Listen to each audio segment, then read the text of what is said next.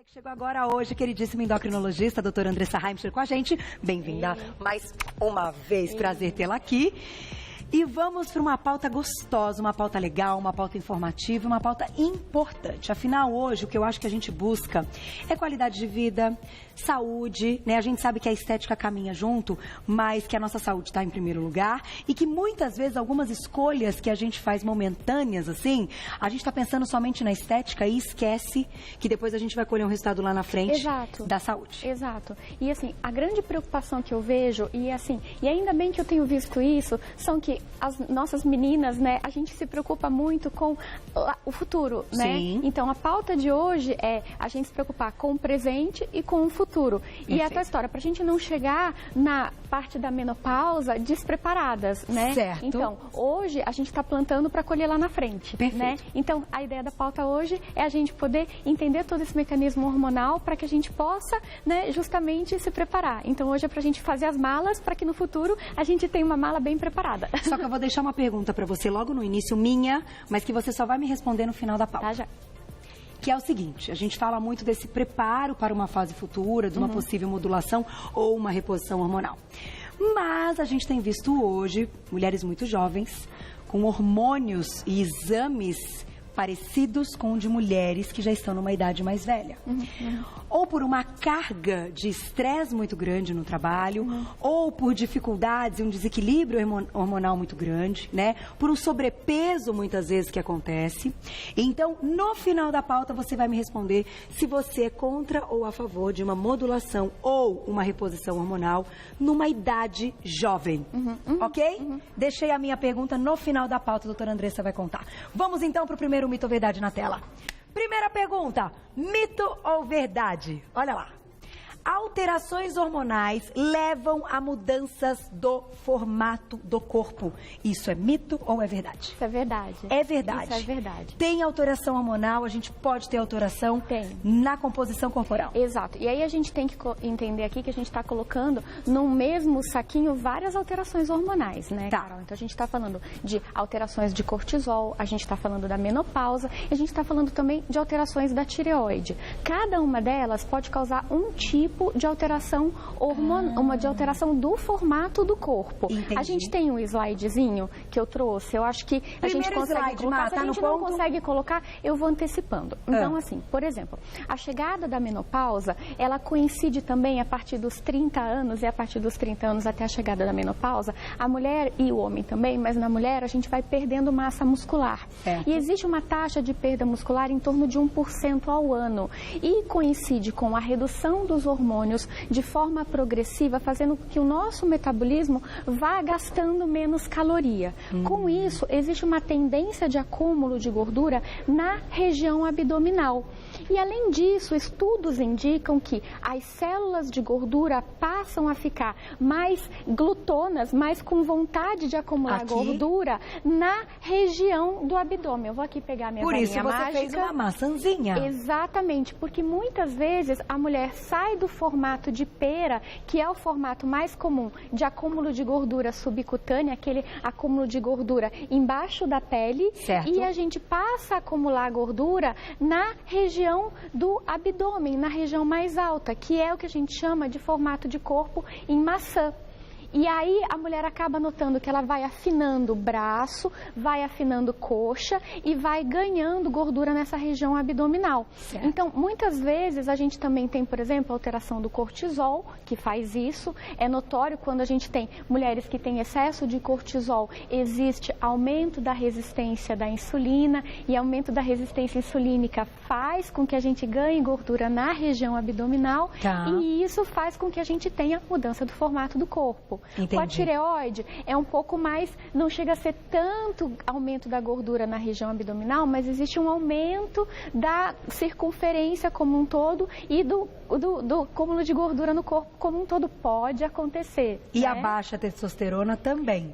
Exatamente, pode acontecer também. Então, o que a gente percebe? Que alterações hormonais, elas se refletem no corpo. E aí a gente vai ter uma dica. Mudança do corpo, o que a gente tem que lembrar? Que pode ser ter alteração hormonal. Tá na dúvida? Procura o endocrinologista, o seu clínico ou o seu ginecologista. Conversa também com o seu nutrólogo, com o seu nutricionista. São profissionais que podem te ajudar a tirar essa dúvida. E aí, a minha pergunta agora é a seguinte, doutora Andressa.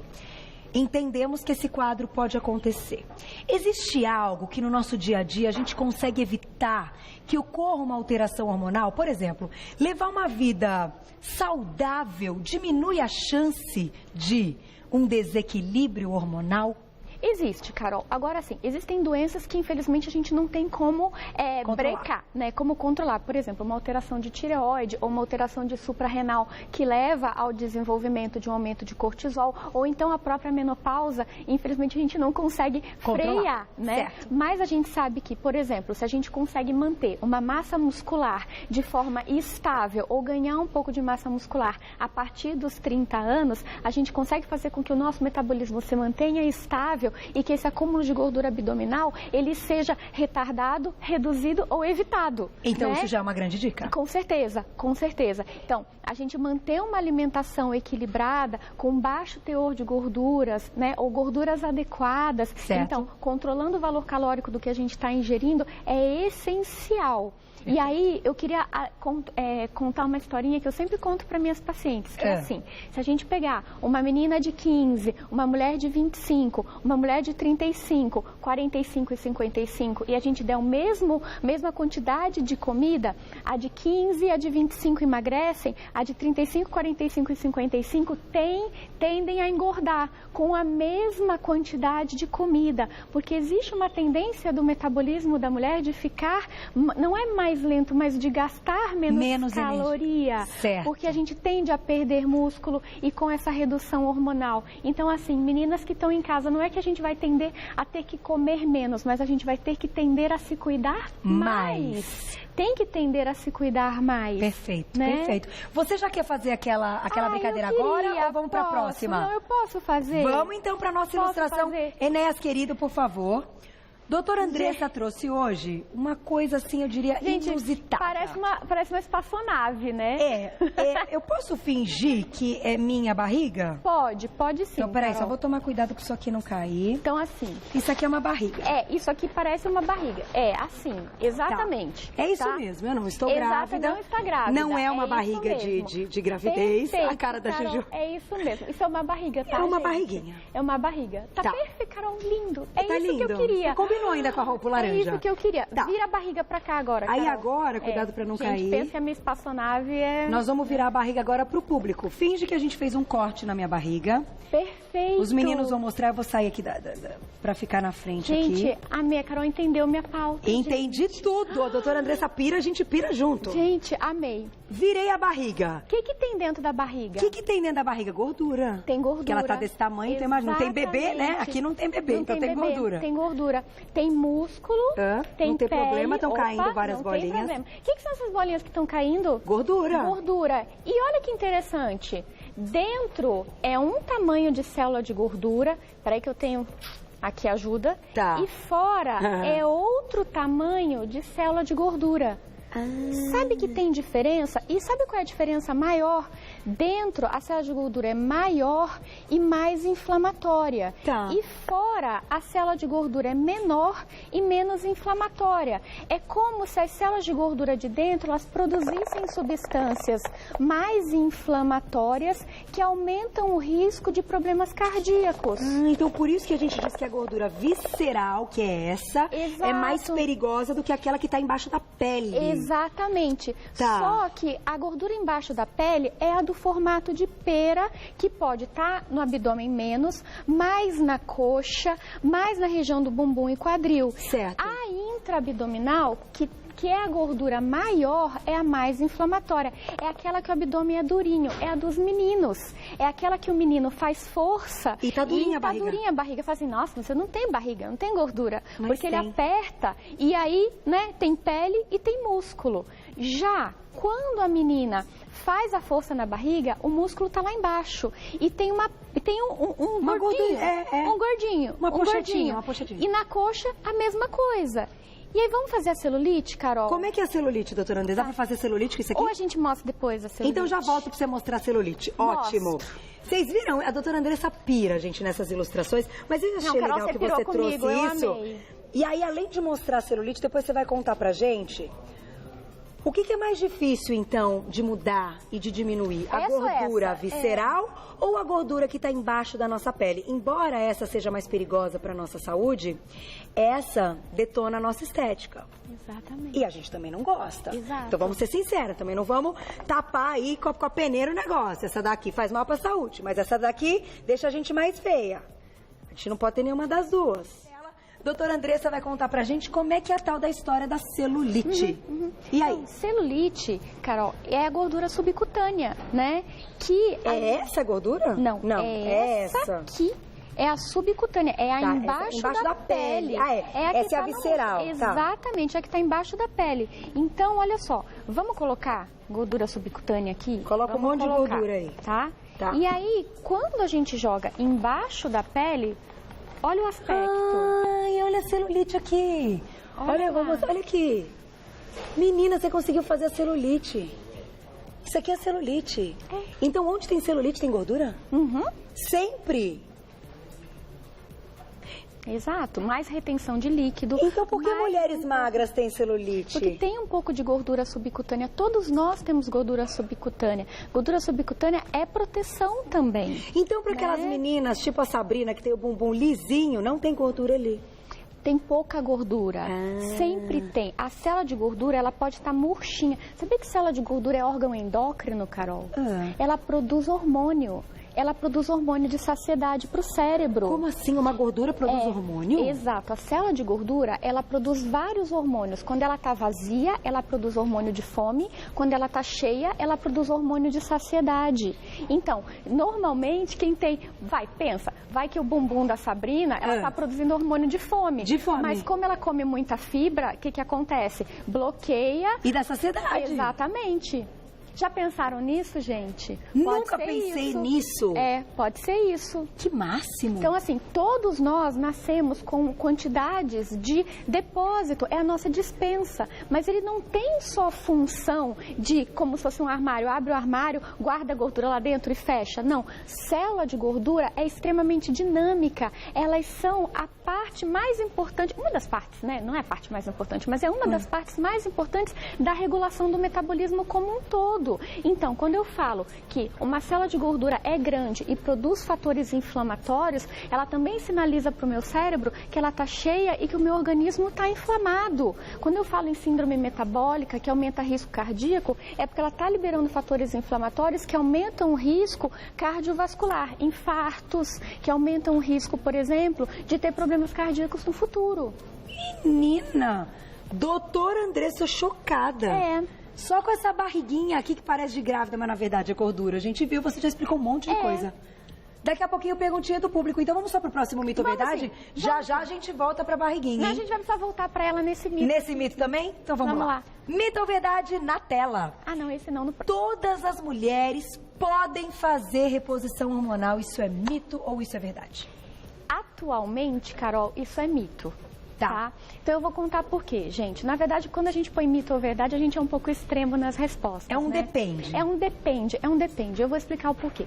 Se você me perguntasse isso pra mim, há 15 anos atrás, eu ia dizer assim, sim, Carol, quase todas as mulheres podem fazer reposição hormonal, exceto se ela tem alterações ou histórico de câncer de mama, câncer de endométrio, riscos de tromboembolismo, risco de ter problemas de coagulação, problemas de trombose, né? Só que aí o que aconteceu? Mais ou menos, no anos 2000, 2002, saíram grandes estudos explicando que os riscos da reposição hormonal podiam superar os benefícios em determinados casos, como, por exemplo, riscos de trombose. E aí a gente passou, toda a comunidade médica internacional passou a enxergar a terapia de reposição hormonal com um pouco mais de cuidado e de critério, o que foi muito bom, ganhou um joinha. E eu digo por que isso? Porque a gente passou a ter muito mais critério na hora de pode indicar a terapia de reposição hormonal para as mulheres. Certo. Então, hoje em dia, a gente passou a enxergar a terapia de reposição hormonal num contexto da menopausa. O que eu quero dizer para as meninas que estão em casa? Que na hora que a gente se programa para entrar na menopausa, a gente vai tratar a queixa da paciente. Quer ver um exemplo? Se a paciente tem osteoporose, mas não tem queixa, por exemplo, de secura vaginal ou perda da libido, a gente vai tratar a osteoporose.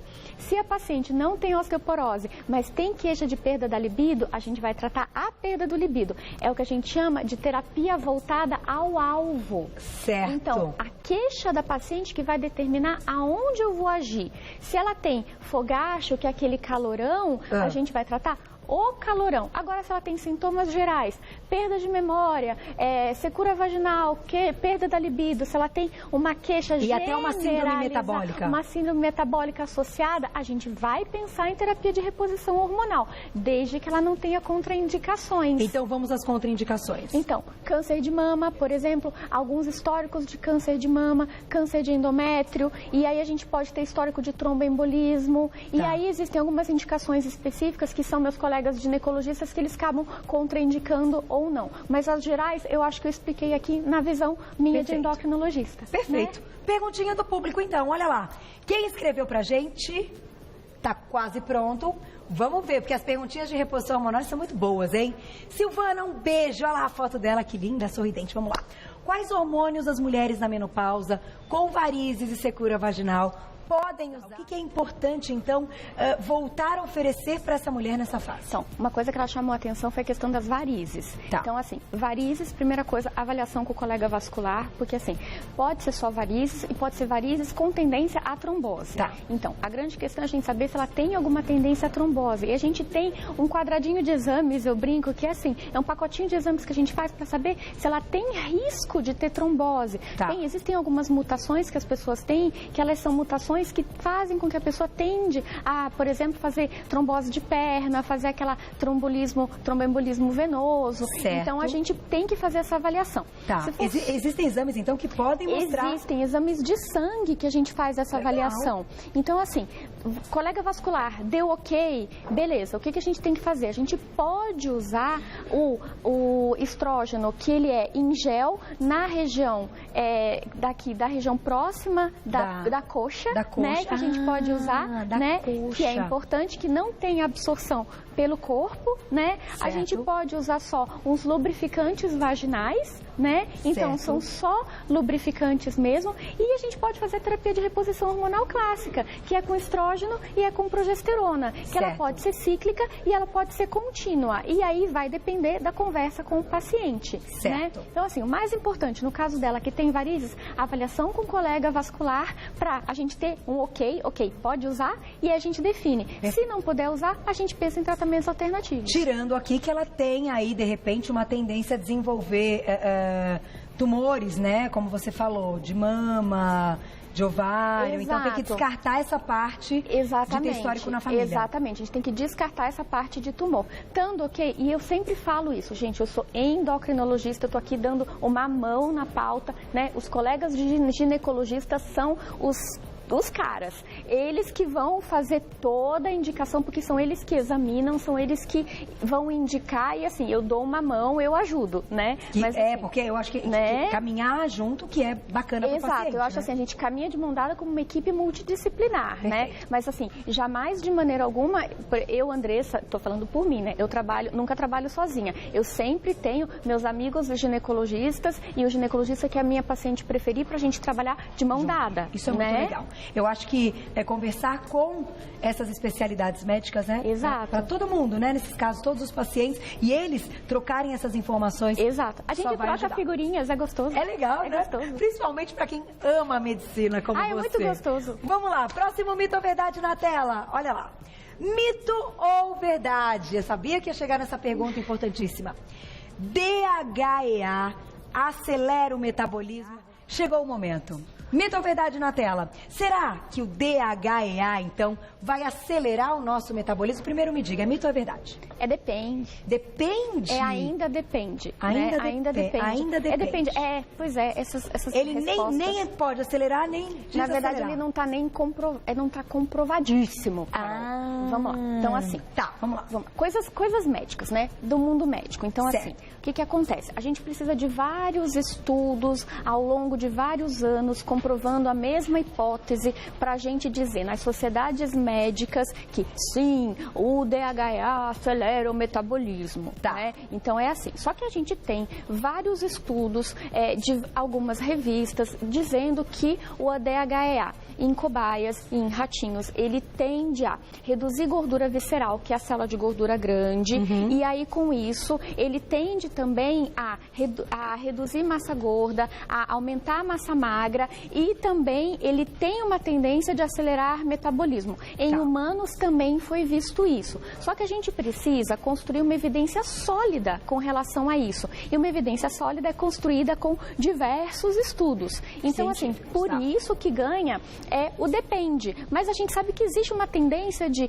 tomara que no futuro próximo a gente tenha vários estudos dizendo pra gente assim, legal, o DHEA o DHEA é tudo de bom. É tudo de bom. Então, por isso que ele não é aprovado no Brasil. Exatamente. Porque faltam comprovações científicas. Exatamente. Por isso que a Anvisa, ela não liberou ainda, por conta disso. Certo. Tá? Mas o que eu quero passar para quem está em casa é o seguinte, o que a gente sabe do DHEA? E isso é uma coisa muito bacana. O DHEA, ele é conhecido como se fosse um hormônio mãe, porque ele é um hormônio que ele é produzido na suprarrenal, deixa eu pegar aqui. Aqui é a nossa glândula. Então, a suprarrenal, que ela fica em cima do rim. A suprarrenal, ela é uma glândula de gordura e é uma coisinha pitititica, só que ela produz vários hormônios. Ela produz aldosterona, que controla a pressão. Ela produz cortisol, que é o nosso hormônio do estresse, entre aspas, que ele faz outras coisas. E ela produz hormônios masculinos e ela produz esse precursor, que é como se fosse um começador de hormônios, que é o DHEA. Certo. E é por isso que a gente usa o DHEA, por exemplo, em mulheres, porque ele dá origem a diversos hormônios, tanto masculinos como femininos.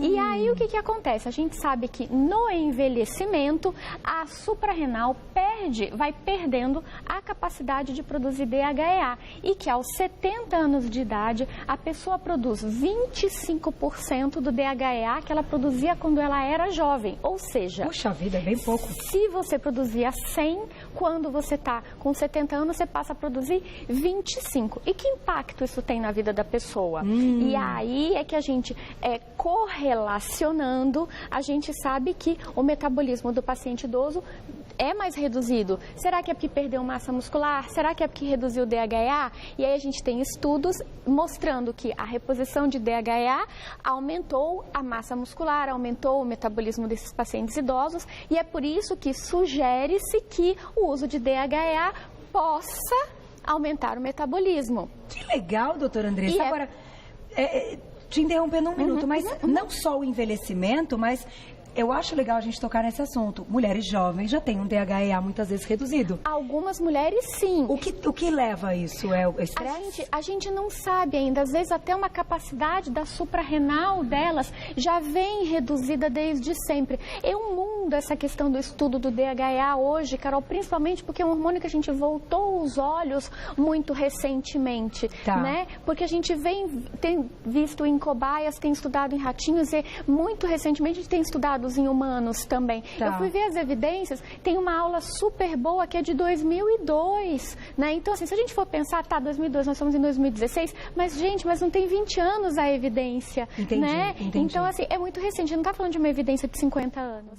Hoje, qual é a sua opinião, falando aí de mulheres jovens? Porque a mulher, como você explicou, numa fase talvez mais madura, a gente sabe que isso vai acontecer naturalmente. Mas, poxa vida, mulheres jovens estarem passando por esse problema antes da hora também não é algo legal, né? Sim, o que eu acho, Carol? Vamos lá. A gente tem as recomendações formais das sociedades. Então, assim, Sociedade Internacional de Endocrinologia, Sociedade Brasileira de Endocrinologia, o que essas sociedades vão recomendar? Pelo padrão. A gente tem estudos grandes indicando grandes benefícios, estudos com muitos pacientes? Não, infelizmente a gente ainda não tem. Então, na indicação formal, o DHEA, ele não está escrito assim, nossa, o DHEA é opção. Não, infelizmente não. Mas o que eu acho é assim, hoje hoje a medicina permite uma individualização com base na pessoa para pessoa. O médico, ele vai analisar a paciente, ele vai conseguir avaliar para ela se ela vai ter benefícios ou não. Inclusive, assim, a gente não tem a possibilidade de trazer medicamentos de fora para poder utilizar, se o médico ele se responsabilizar pela prescrição. Então, eu acho que assim, é do julgamento clínico de cada médico que avalia o paciente a necessidade de achar que aquele medicamento é necessário para cada paciente. Então, cada caso é um caso. Exatamente, cada caso é um caso. Se o doutor avaliar que existe a necessidade de fazer uma reposição especial para paciente, com certeza ele vai conversar com a paciente, ele vai pesar os riscos e benefícios, ele vai decidir o melhor tratamento para ela. Então, você acabou de responder a minha primeira pergunta do início da pauta. Perfeito. Se você é a favor ou não, depende. Depende, eu acho que depende do caso que você tem na mão. Eu sempre falo isso, é necessária uma avaliação global do paciente. O paciente não é um exame de laboratório. Não adianta chegar aqui com um exame e falar assim, um exame está alterado. Não, eu preciso olhar, eu preciso pesar, eu preciso pegar na pessoa para poder entender. Eu preciso conversar com o meu colega, todos nós precisamos ter uma avaliação global. Então, não adianta só ter uma regra escrita ou não ter uma regra. Eu preciso olhar olho no olho com a pessoa e definir caso a caso. Né? E fazer o correto, né? Que é o que a gente busca fazer todo dia. E dar o resultado muitas vezes, que é o que o paciente está esperando. Perfeito. Né? Não deu resultado, então peraí, vamos voltar. Exato.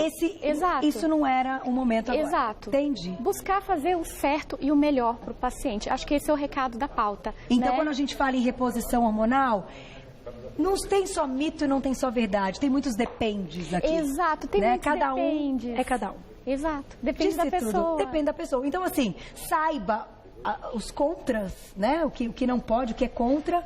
E se você não tem nenhum contra, converse com o seu médico. Converse com o seu médico, converse com o seu ginecologista, converse com o seu clínico, com o seu endócrino, converse com quem você confia, com o seu profissional de saúde favorito, converse com ele, é a melhor opção.